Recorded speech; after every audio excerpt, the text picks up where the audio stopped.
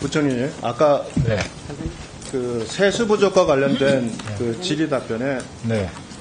뭐 여러 가지 모호한 말씀을 좀 주셨는데 세수 결손을 우리 2024년 내용을 좀 살펴보면 네. 소득세, 법인세, 관세 등 해서 약 30.8조 원 정도가 결손이 났지 않습니까? 네. 네. 그 중에서 이제 가장 큰 부분이 법인세가 15.2조 원이 결손이 났고 네. 소득세가 8.3조 원인데 그 중에 이제 양도소득세가 네. 5.7조 원 결손이 났어요.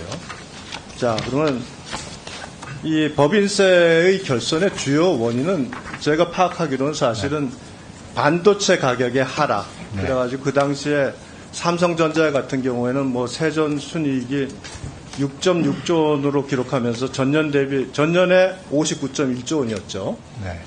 그러면 88% 이상이 감소한 겁니다.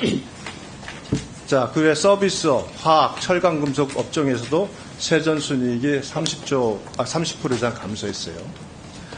이걸 가지고 조세 감세 때문에 감소했다고 평가한다는 것은 이건 경제 사정 상황이 워낙 악화됐고 수출 상황이 악화되는 여러 가지 국제 경제의 영향 때문에 발생한 일이지 이 정도 감소는 세수 부족 미안합니다. 저희 세금 1% 감면 때문에 이런 원인이 발생했다고 말한다는 것은 전혀 타당치 않은 지적이라고 저는 생각을 해요. 근데 끊임없이 그 부총리께서는 이 부분에 대해서 1% 법인세 감소가 하나의 원인이다라고 말씀을 하신다는 것은 네.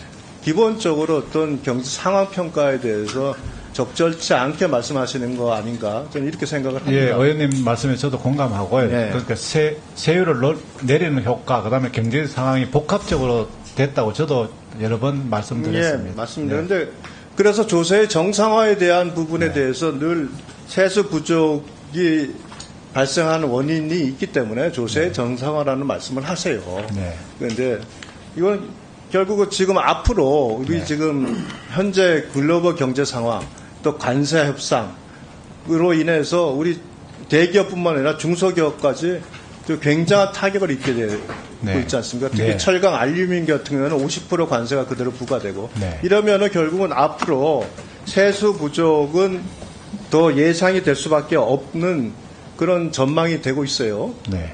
그런데 그 국정에서 보면 이제 세수 증대를 얘기하면서 성장을 통한 세수 확충이라는 이제 용어를 썼습니다. 네. 우리 부총리께서 보시기엔 성장을 통한 세수 확정이라는 이 부분이 과연 현실적으로 지금 경기 전망을 보면 가능하리라고 봅니까? 의원님, 그 성장을 통한 세수 확장은 무조건 해야 됩니다. 물론 해야죠. 예, 물론 그거 해야죠. 하지 않고는 세수가 나올 것이 없습니다. 예. 네, 그러니까 그래서 제가 드리는 말씀이에요. 네네. 그럼 하나 총재님께 옆에 계시니까 물어보겠습니다. 지금 경기 전망을 어떻게 보세요? 우리 올해 경제 성장을 0%대로 보지 않습니까? 예, 올해 5%. 그러면 어렵죠. 내년은 어떻습니까? 지금 저희가 5월 달에 전망한 것은 1.6%를 보고 1.8% 보고 있는데 지금 다시 또 전망해야 하향을 됩니다. 하고 계실 거 아닙니까? 하향 조정을 할 수밖에 없는 상황이죠.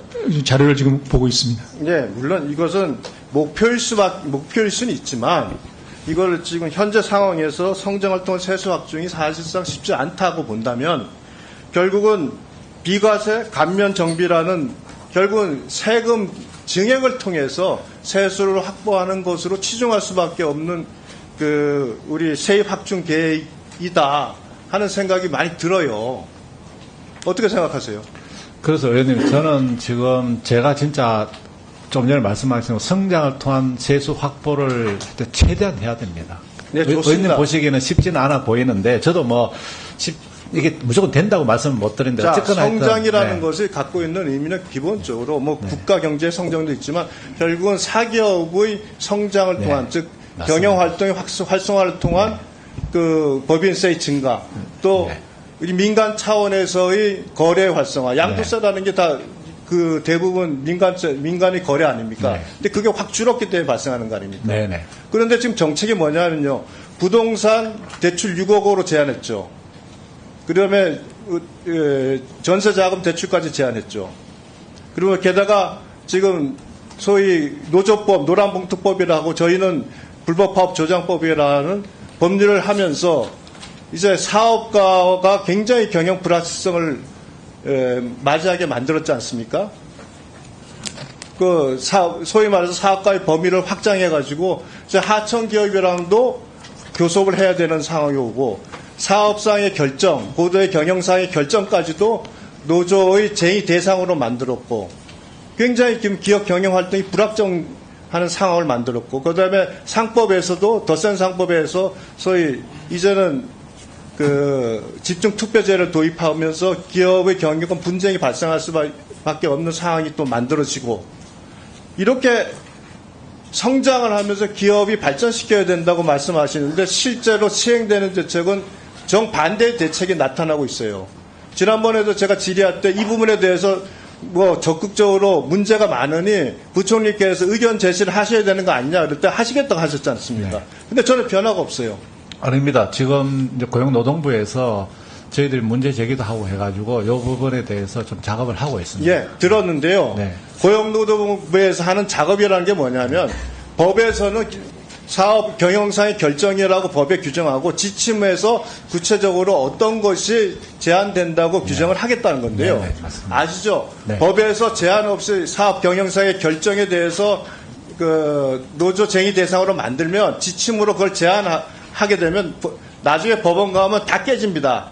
왜냐하면 법에서는 제한을 안 했기 때문에.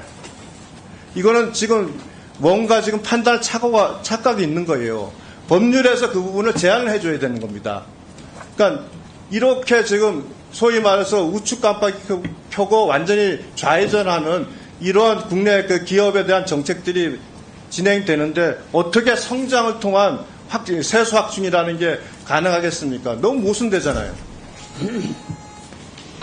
예, 의원님 우려하시는 사항에 대해서는 저도 공감을 하고요. 또 기업들도 우려한 사항을 알고 있습니다. 그래서 저는 어쨌거나 하여튼 기업들이 우려한 사항이 최소화되도록 그렇게 하고요. 또 다른 한편으로는 기업들하고 협력해서 초혁신 아이템 위주로 해서 기업들을 도와주고 또 정부가 진짜 기업이 중심이 되고 해서 R&D 또는 기술 개발을 통한 경쟁력 제고 이런 부분이 오히려 다른 우려를 능가할 수 있는 그런 식 기업 정책을 하겠다는 말씀을 드리겠습니다.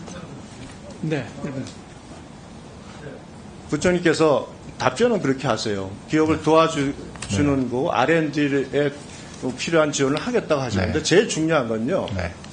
기업이 안정적으로 경영을 할 수 있을 때 그것이 가능해지는 거 아니겠습니까?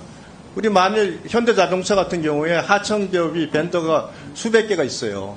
거기서 노조 교섭의 문제가 발생하고 계속 법률적인 쟁점이 발생하고 해외 투자를 하는데 그것이 당연히 근로 조건에 영향을 미친다고 광범위하게 포함될 수 있으면 그것도 쟁의 대상이 되고 그럼 기업이 어떻게 발전을 하겠습니까? 이 부분에 대해서 경제를 총괄하는 부총리께서 적극적으로 목소리를 내야죠.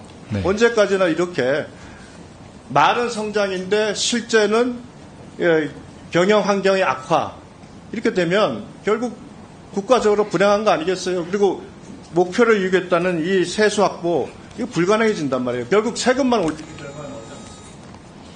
예, 의원님 우려 또는 우리 경영계의 우려 이런 걸 감안해서 하여튼 제가 할 수 있는 범위 내에서는 최소한 불확실성을 제거하고 좀 우리가 기업이 좀 성장할 수 있는 그런 최선의 노력을 다하겠다는 말씀을 드리겠습니다. 유상범 의원님 수고하셨습니다. 이상으로 주질의를 마치고 보충질의를 진행하겠습니다.